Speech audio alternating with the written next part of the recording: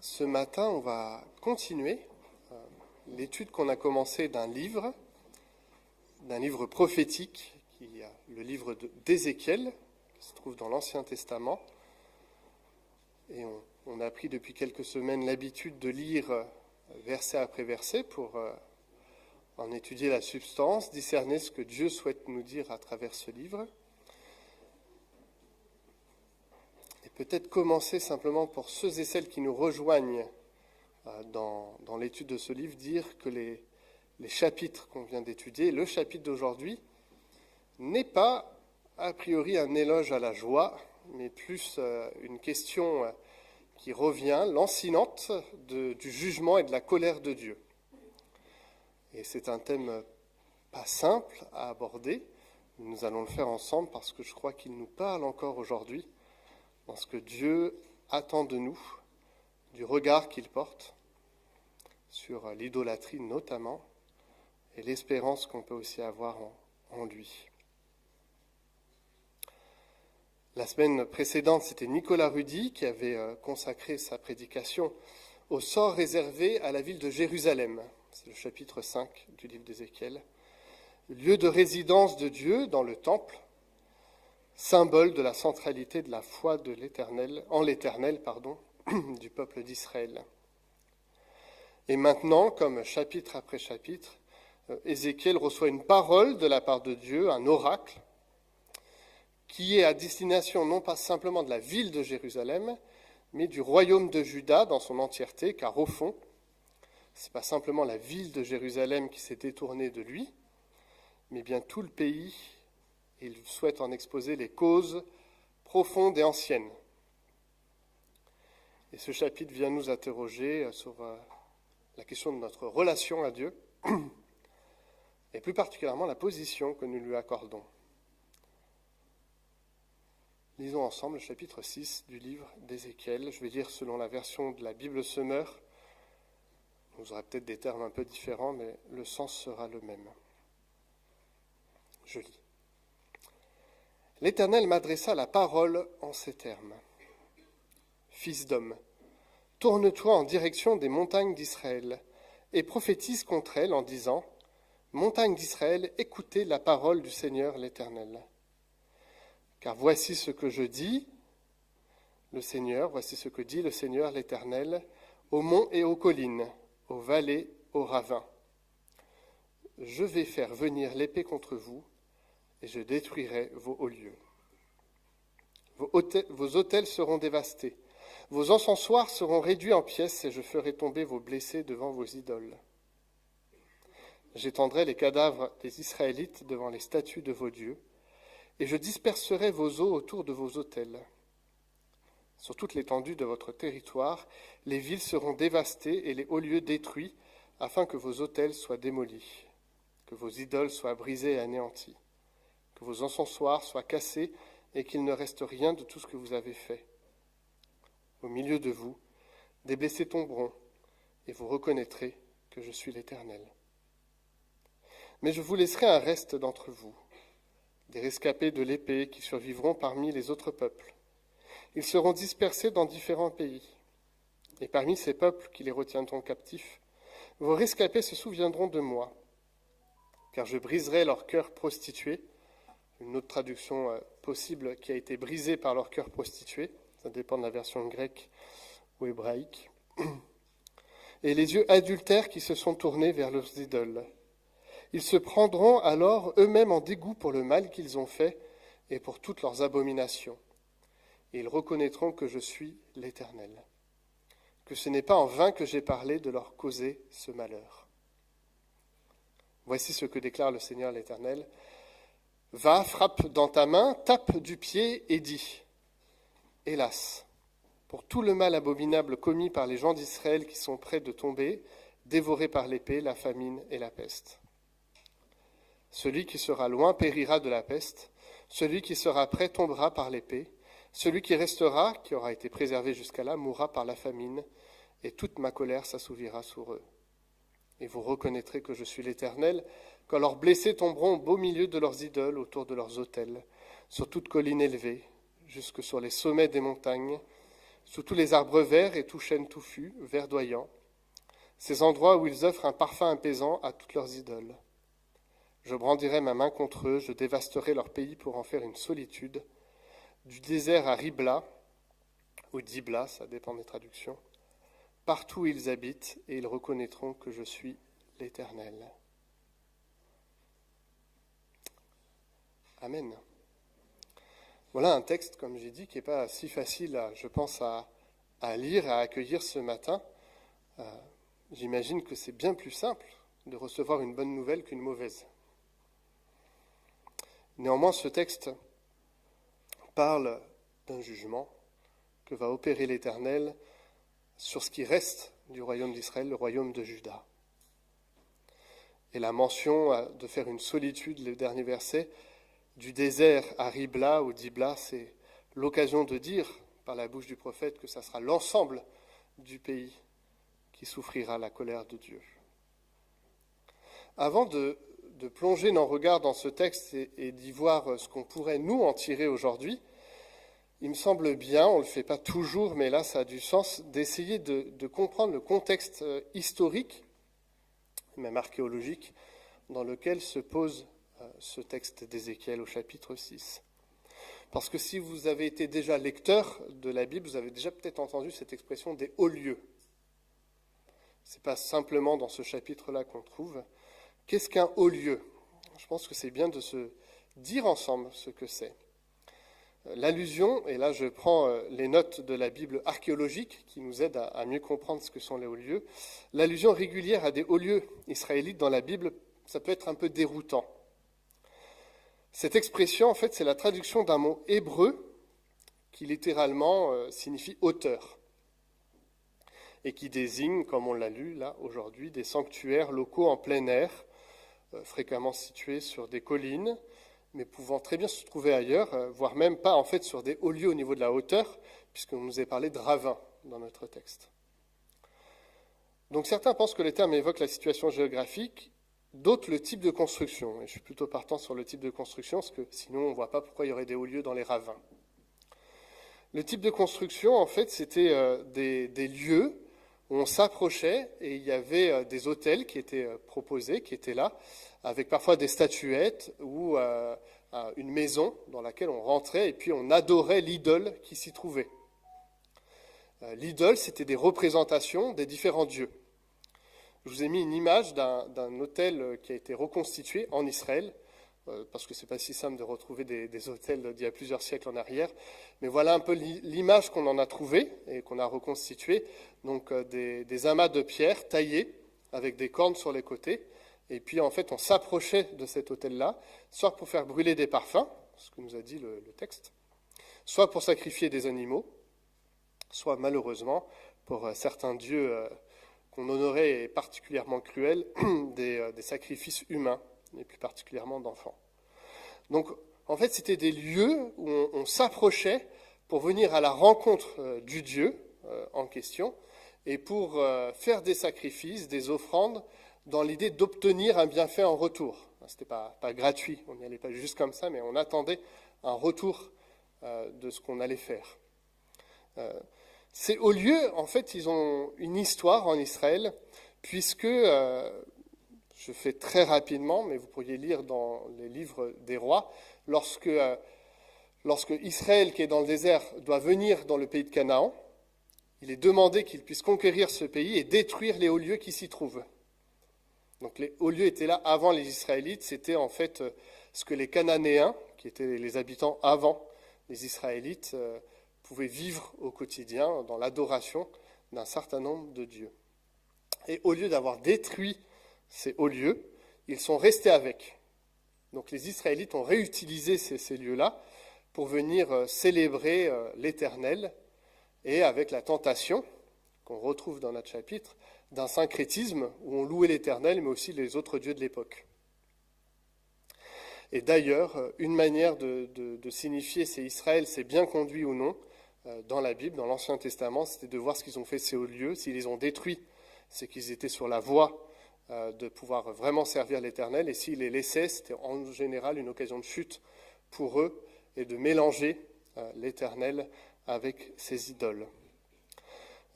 Il y a une histoire qui est là, hein, puisque les hauts lieux ont été en fait tolérés pendant un temps, puis après à Gabaon, l'arche a été posée, puis après c'était Jérusalem avec son temple qui était le lieu de la présence divine, et donc tous les hauts lieux devaient disparaître. Voilà un petit peu juste archéologiquement les hauts lieux, et je continue simplement pour vous présenter les quelques dieux. Bon, il y en a vraiment beaucoup, mais on va présenter juste les principaux qui devaient être adorés par les Israélites dans ce chapitre-là. Pareil, ces termes, vous les avez sûrement vus ailleurs que dans le livre d'Ézéchiel dans la Bible, les Baals, les Astartés et les autres.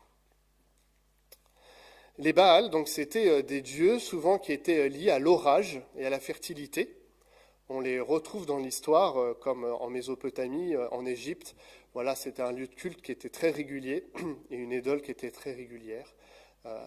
C'était sous le format d'un homme qui était présenté et qui symbolisait un peu la toute-puissance, la fertilité avec le pouvoir. Hein. Plus on avait d'enfants à l'époque, plus on avait de pouvoir. L'Astarté, c'était le pendant féminin des Baals. Et le pendant féminin, du coup, c'était lié au sexe, à l'amour, à la passion. Et donc, on allait adorer les Astartés avec le fait d'exprimer toutes les passions qu'on pouvait vivre, parfois dévorantes, qui étaient vécues à l'époque. Enfin, le dernier dieu, Moloch, c'est celui auquel j'ai fait référence dans la cruauté des sacrifices qu'on pensait qu'il requérait, puisque c'était dans la Bible associé au sacrifice d'enfants. Donc on venait sacrifier des enfants pour avoir en retour une bénédiction ou une promesse.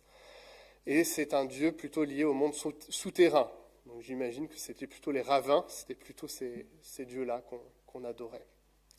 Voilà, et vous vous dites pourquoi il nous explique tout ça, c'est très intéressant, mais je pense qu'en fait c'est pour nous donner un contexte un peu plus présent à ce qu'on dit aujourd'hui, parce qu'on pourrait avoir une certaine prétention dans notre lecture de dire, il y a quelques siècles, ils étaient quand même beaucoup moins intelligents que nous, et donc, ils ont adoré ces dieux, mais c'est juste parce qu'il leur manquait en fait les clés pour en adorer d'autres, et puis c'est un peu primitif, mais aujourd'hui on a largement dépassé ça.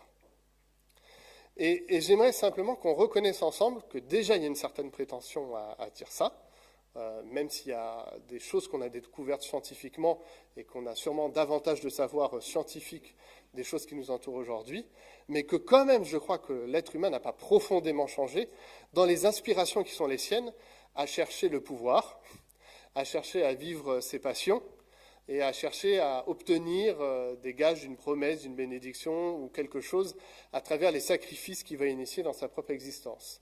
Ça me semble assez posé dans l'humanité, y compris aujourd'hui, qu'on est toujours dans cette recherche-là, de pouvoir saisir une certaine domination, un pouvoir, ou l'amour, la sexualité, la passion ou autre, c'est toujours des choses qui sont vécues aujourd'hui.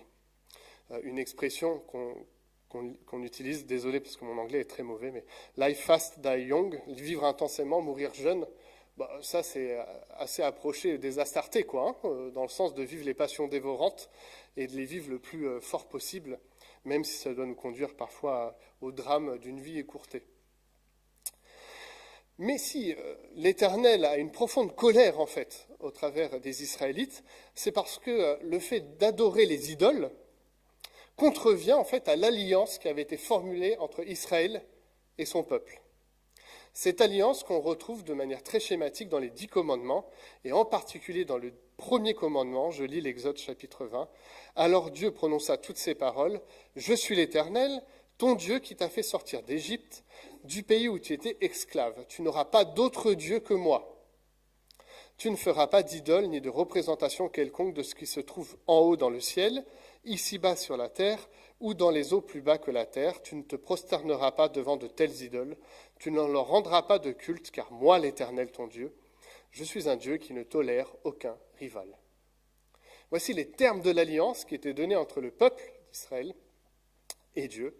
Et ce qu'on a lu contrevient très simplement à ce qui a été donné. Et donc la justice qui va s'opérer, le jugement a du sens par rapport à ce que Dieu avait demandé d'exclusivité de l'adoration et de la vénération, par rapport à ce que vivent les Israélites Donc sûrement un mélange, parce que je pense qu'ils n'ont pas tout à fait effacé l'Éternel de leur culte, mais un mélange très syncrétiste où on vient prier l'Éternel et d'autres choses en même temps.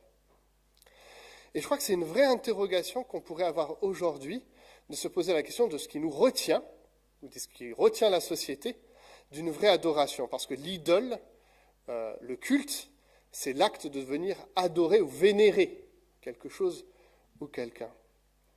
Et il me semble que même la société est bien consciente des tentations qui sont les nôtres lorsqu'on veut remplacer Dieu, de mettre un autre Dieu à la place.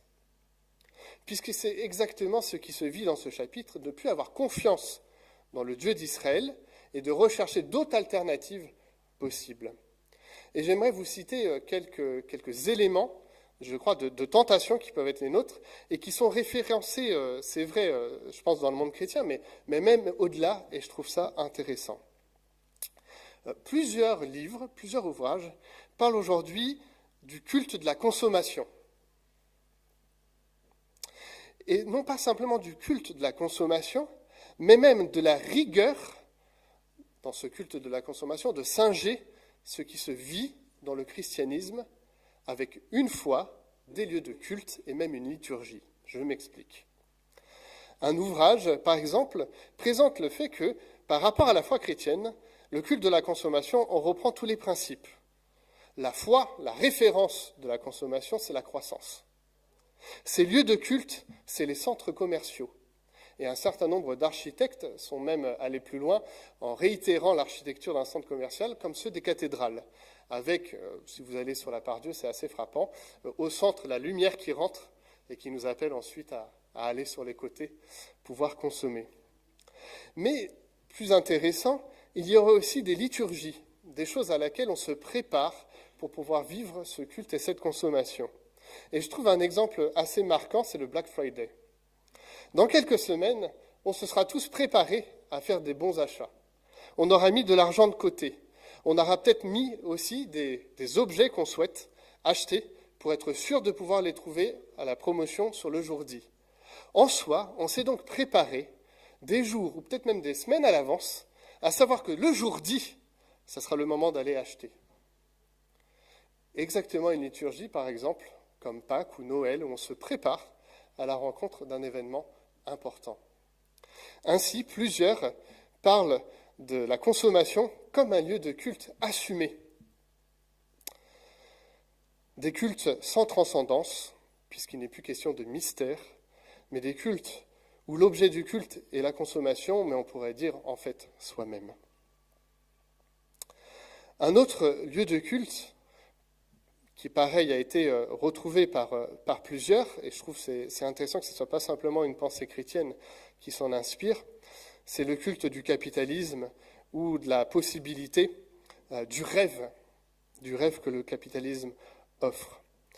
Il y a un élément frappant pour moi par rapport à cela, c'est quand j'avais eu, il y a quelques années, l'occasion de visiter New York, d'arriver devant la fameuse rue de Wall Street et de retrouver une sculpture qui s'y trouve et qu'on va afficher, qui est le taureau de Wall Street. Et je trouve que c'est quand même assez symptomatique de parler beaucoup du veau d'or et puis de se retrouver face à un taureau qui, je cite selon l'artiste, symbolise la force, le pouvoir et l'espoir du peuple américain pour le futur. Exactement ce qui me semble aller rechercher dans les Baals et les Astartés, de pouvoir rechercher la force, le pouvoir et l'espérance. La sculpture de bronze pèse 3,2 tonnes, mesure 3,4 mètres de haut et 4,9 mètres de long. Elle symbolise, je le redis selon l'artiste, la force, le pouvoir et l'espoir du peuple américain pour le futur. Ainsi, tout en ayant la prétention de dire que l'être humain a changé d'il y a quelques siècles à aujourd'hui, en fait, on se rend compte qu'on est exactement les mêmes, qu'on a toujours le même désir de rechercher force, pouvoir, espoir, d'une quelconque façon, et si ce n'est pas le Dieu biblique, alors il faudra trouver une raison ou une façon de le faire autrement. Dernier élément de cette idolâtrie qui prend différentes formes, je vous l'ai dit, les statues étaient souvent des représentations, alors pas toujours totalement humaines, mais souvent humaines ou mi-humaines, avec des éléments animaux à l'intérieur. Et je trouve assez frappant que un des éléments qu'on développe aujourd'hui, c'est notre propre amour de nous-mêmes, et même à l'excès avec l'histoire des réseaux sociaux, ou même, et je le dis en rigolant, mais j'étais partagé entre rire et désespoir, d'un article qui est paru cette semaine dans le journal Le Monde, où une personne a dit que son mariage, c'était seul avec lui-même, et il s'est marié seul avec lui-même.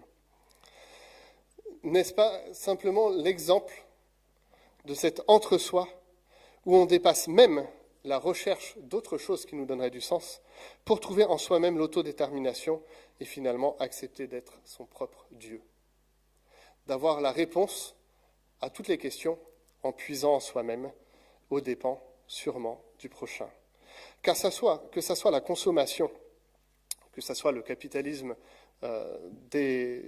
libéré totalement, puisqu'en soi je crois que ce n'est pas quelque chose de mauvais, mais libéré totalement, ou l'exigence d'un narcissisme poussé à l'extrême où on se marie avec soi-même, au fond, ce qu'on est en train de signifier, c'est que Dieu n'a plus sa place.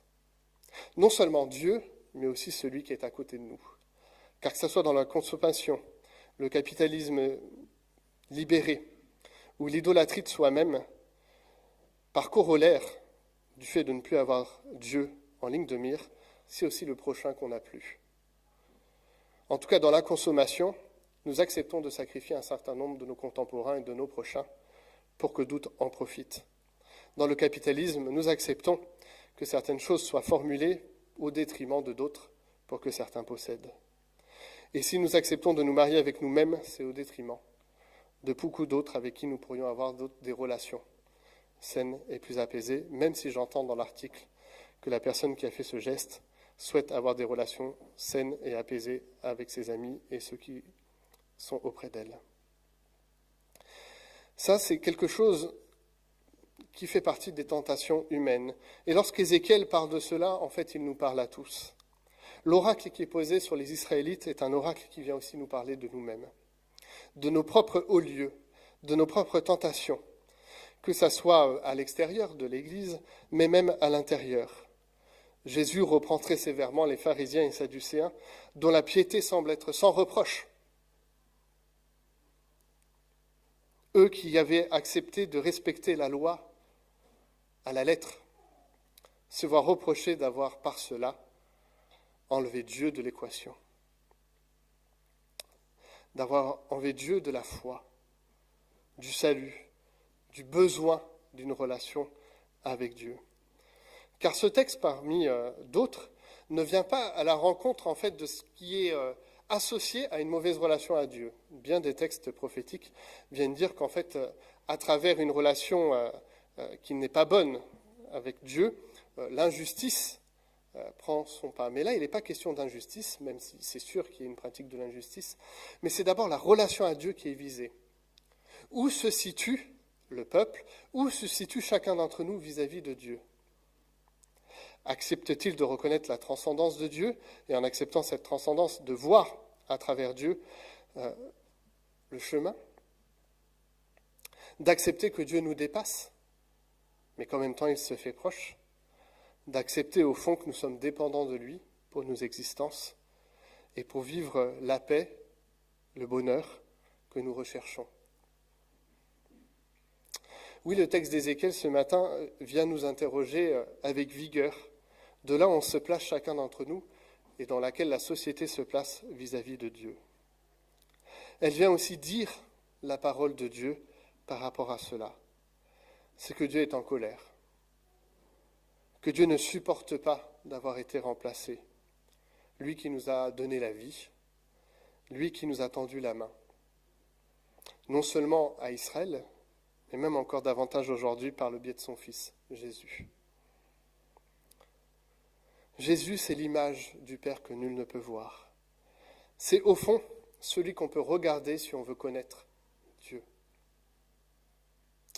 Là où le peuple d'Israël n'avait pas d'image de Dieu, nous en avons une à travers Jésus. Nous pouvons voir, contempler Dieu au travers de Jésus, non pas au sens physique, car il n'est plus avec nous, mais considérer sa vie, son existence à travers des évangiles. Et je crois que c'est ça aussi la beauté de Dieu, c'est d'être en colère, de le manifester clairement et d'en prendre une conscience aiguë, mais c'est aussi considérer sa main tendue, sa grâce qui se répète à l'infini. Même si je sais que dans le texte qu'on vient de lire, ce reste est un petit reste, il existe au moins un reste. Face au jugement qu'il aurait eu le droit d'opérer et de détruire totalement, Israël, il y a un reste qui est suscité. Mais il exprime aussi la colère, son jugement face à l'injustice qui est prononcée contre lui. Oui, Dieu, le Dieu de la Bible, est exclusif. Et ce n'est pas si facile aujourd'hui de le dire à nos contemporains. Pourtant, c'est le seul chemin qui est présenté pour toucher la paix, l'espérance, la joie. Ainsi, ce texte vient aussi nous reprendre sévèrement dans notre propre tentation, en tant que chrétien, mais peut-être aussi dans les réponses qu'on peut avoir face au message de l'Évangile, de dire, mais tant que tu vis sincèrement ta vie et que toi tu es en paix, c'est bon. Non, le texte rappelle qu'en fait, tu peux être très sincère et très sincèrement te tromper. Que tu peux penser avoir la joie, mais qu'en fait, sans Dieu, tu loupes l'essentiel. Que tu peux penser avoir trouvé un sens, mais que seul Dieu donne le vrai sens. Et je crois que c'est une tentation très forte de minorer cette colère, ce sentiment d'injustice de Dieu et la justice qui va s'appliquer. Je le redis, ce n'est pas la sincérité qui est recherchée dans ce texte. Ce n'est pas simplement le fait d'être en paix avec soi-même, mais c'est d'abord d'être en paix avec Dieu, avec son Créateur, de puiser en lui les ressources nécessaires pour la vie, et la vie avec un grand V. Alors ce texte vient interroger ce que nous vivons aujourd'hui, et prenez pas ce que j'ai dit simplement dans le fait de dire je ne ferai pas le Black Friday, parce que ce n'est pas ce que j'ai dit, mais simplement de questionner en fait. De questionner nos rapports au monde, nos rapports au Dieu, nos rapports à notre prochain. De venir peut-être dans la prière questionner tous les hauts lieux qui demeurent dans nos existences. D'être prêt aussi à les dénoncer quand ils se font jour à ceux et celles qui sont vécus. De pouvoir mettre des mots et de pouvoir mettre une parole prophétique, comme Ézéchiel le fait. Le fait aussi de pouvoir ouvrir à une espérance, celle du Nouveau Testament, celle de la venue de Jésus. Jésus qui montre un chemin d'humanité puisqu'il a été pleinement homme, et un chemin divin parce qu'il était pleinement Dieu. Une espérance sûre qui n'est pas celle d'idoles qui n'écoutent rien et qui provoquent la perte, mais celle d'une espérance sûre parce qu'il a donné les gages de ce qu'il dit. Il est mort, il est ressuscité. Il a vraiment accompli ce qu'il était venu faire. Il a donné les gages de son alliance avec nous. Je vous invite juste à prendre quelques instants de silence, qu'on puisse, comme je l'ai dit en prière, réorienter nos regards vers Dieu, vers Jésus ce matin, l'accueillir et je prierai pour conclure. Seigneur, ce matin, nous voulons nous confier en toi à la lecture de ce chapitre du livre d'Ézéchiel, prendre conscience de ta colère, prendre conscience, Seigneur, de ton jugement, même si ça ne nous apparaît pas évident, peut-être même contraire à ton amour et ta bienveillance, mais c'est justement parce que tu nous aimes que tu agis ainsi, et parce que tu t'aimes que tu agis ainsi, parce que tu te respectes, Seigneur, et que tu engages notre respect à ta suite.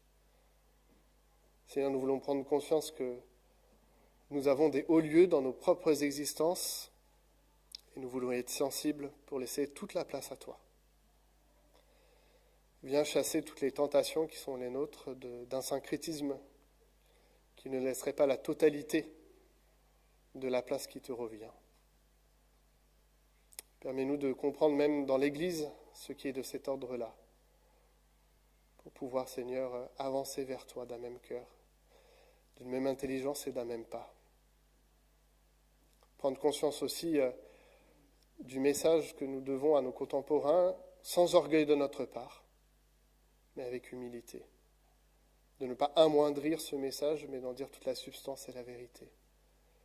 Oui, Seigneur, tu tends la main à chaque homme, à chaque femme, chaque enfant de ce monde. Tu veux une alliance avec lui ou elle.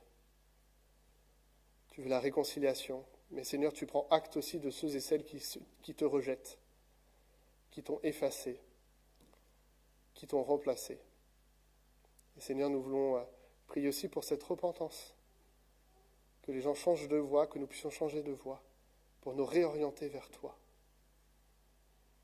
Pour pouvoir regarder à toi. Merci pour l'exemple de ton Fils, Jésus. Merci pour cette promesse, Seigneur, pour ce chemin de salut, pour les gages de tes promesses. Nous ne parlons pas à une idole vaine qui n'entend rien, qui n'agit en rien, mais toi, qui es venu, qui a marché, qui a accompli de grandes choses, qui est mort, qui est ressuscité.